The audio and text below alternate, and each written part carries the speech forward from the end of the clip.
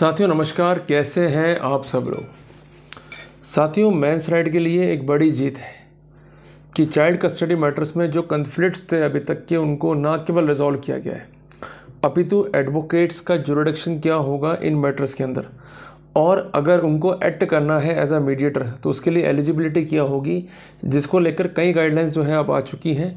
और recent guidelines जो है वो है 11/1/2024 की, जिसको रिलाई किया उत्तराखंड हाई कोर्ट ने, जिसकी बेंच है नैनीताल के अंदर। सबसे इम्पोर्टेंट बात, ना केवल राइट्स को डिटरमिन किया गया है अपितु उनका प्रॉपर एग्जीक्यूशन कैसे होगा और कैसे मिलेगी जॉइंट पेरेंटिंग दोनों ही पेरेंट्स को, इसको जो है तय किया गया है।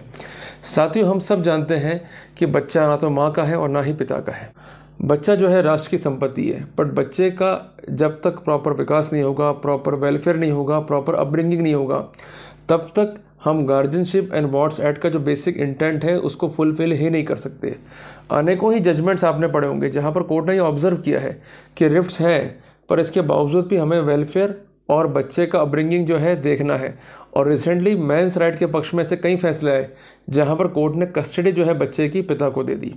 तो साथियों, उसी स्थिति में एक पाथ ब्रेकिंग जजमेंट है, रिसेंट जजमेंट है ऑनरेबल उत्तराखंड हाईकोर्ट का, जिसका डेट है 6 मार्च 2024। ठीक है। और मूड क्वेश्चन क्या है कि इन केस ऑफ कन्फ्लिक्ट जो पेरेंटिंग है, जो कस्टडी है, उसका डिटर्मिनेशन कैसे होगा and who could be in a best position to act as mediator in these cases. और साइकोलॉजिकल एक्सपर्ट्स, जिस पर काफ़ी डिबेटेबल इशू निकल के आए थे, और एक जजमेंट है बॉम्बे हाईकोर्ट का जिसमें कहा भी गया था कि जो एक्सपर्ट हैं उनका ओपिनियन जो है लेना होगा ऐसे मैटर्स को डिटरमिन करने में, उसकी भी क्या उपयोगिता साबित होगी, उसकी क्या उपयोगिता रहेगी, इसको भी जो है डिस्कस किया गया है इस केस के अंदर। तो एक एक बिंदु हमारे लिए जो है काफ़ी इंपॉर्टेंट है, एक एक पॉइंट को आप लिखते हुए चलेंगे। क्लियर है। सबसे पहले आप आ जाइए जजमेंट के ऊपर। जजमेंट है श्रुति जोशी बनाम स्टेट ऑफ उत्तराखंड के नाम से। साथियों, इस मामले में एक लेटर है जो कि है 11/1/2024 का, उसको रिलाई किया गया है। यह लेटर किसने इशू किया है? गवर्नमेंट ऑफ इंडिया ने, जिसका है ministry of law and justice उसने।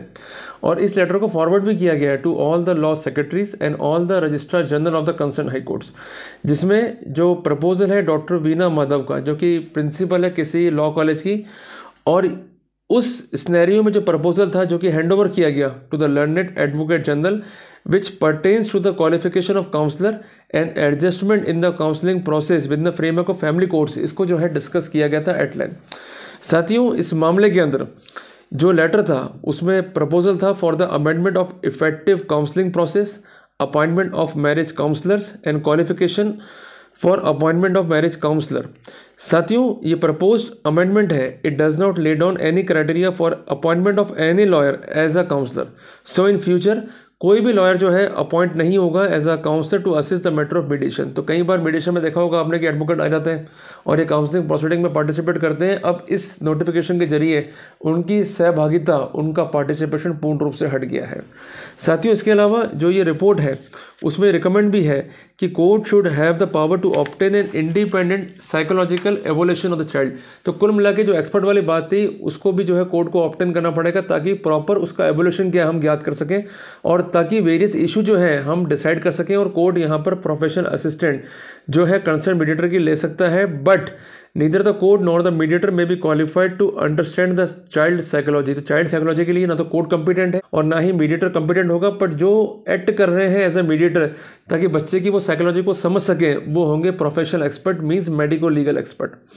साथियों, अपार्ट फ्रॉम दिस ऑब्जर्वेशन, जो लॉ कमीशन है उसने रिकमेंड भी किया है amendment to Hindu minority and guardianship act, जो कि रिपोर्ट के साथ जो है संलग्न किया गया है।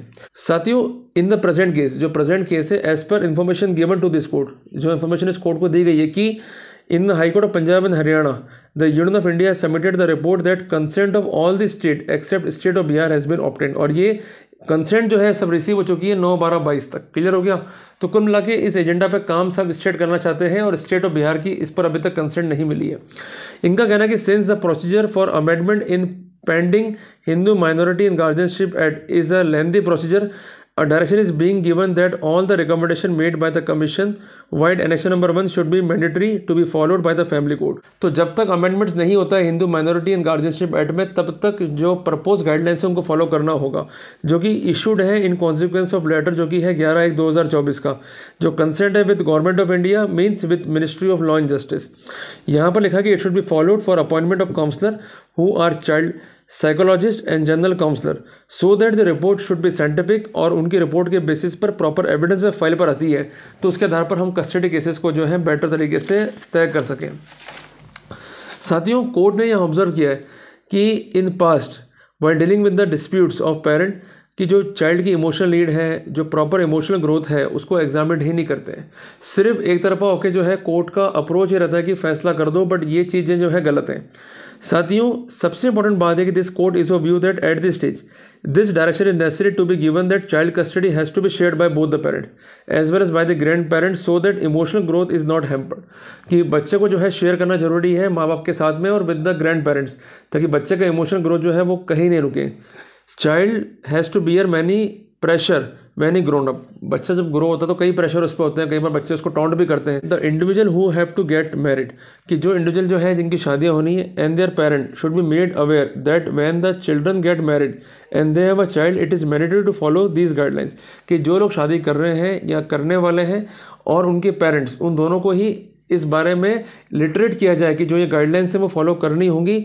As 9 years have gone by and the amendment has not been carried out, which make more time and responsibility of the next generation who has to get married and their parents towards the child who was born should be crystallized and should be followed with emotional care and without an ego, कि जब ये Mary कर लेंगे, इनके बच्चे होंगे तो उनके बीच ईगो नहीं हो, क्लैश नहीं हो और बच्चों का परवरिश ढंग से हो सके, जिस कारण ये गाइडलाइंस जो है वो फॉलो करनी पड़ेगी।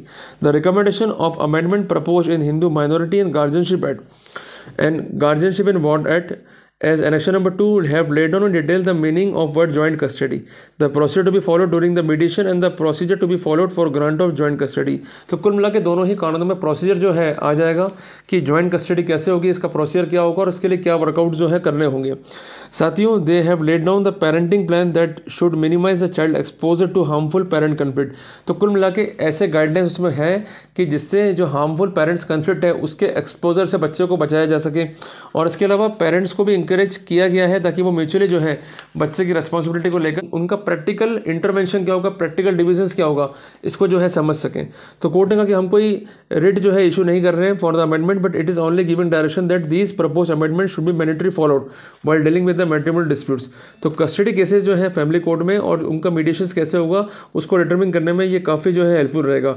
तो कोर्ट ने यहाँ पर थैंकफुल करा एडवोकेट को भी, और कोर्ट ने कहा कि ये जो पिटिशन है ये लोकहित के लिए जो है काफ़ी महत्वपूर्ण है, और ऐसी पीएल के जरिए हम अगर मैसेज दे रहे हैं तो कम से कम हम सोसाइटी का जो है भला कर रहे हैं।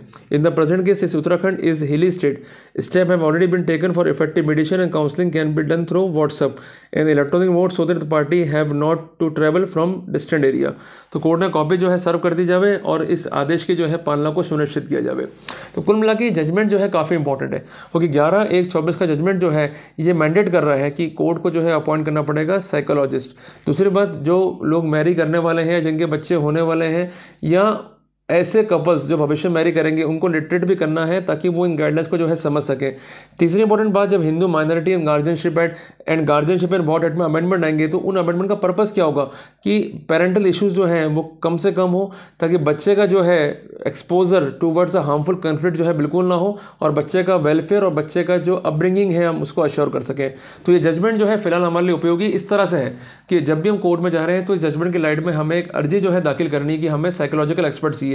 कोर्ट जो है एक्सपर्ट नहीं है, वकील एक्सपर्ट नहीं है, मीडिएटर एक्सपर्ट नहीं है, बट जो साइकोलॉजिकल एक्सपर्ट प्रोफेशनली एंगेज्ड है और वर्कआउट कर रहा है प्रोफेशनल एंगल से, तो उसकी रिपोर्ट जो है एज एन एविडेंस काम करेगी और बच्चे कस्टडी किसको दी जाए उसको डिटरमिन करने में एक इंडिपेंडेंट ओपिनियन जो है प्रोवाइड करेगी, और काफ़ी हद तक एक राहत मिलने वाली है पेरेंट्स को, और खासकर उन व्यक्तियों को जो दुखी हैं जिनको अभी तक चाइल्ड कस्टडी जो है वो नहीं मिल पाई है।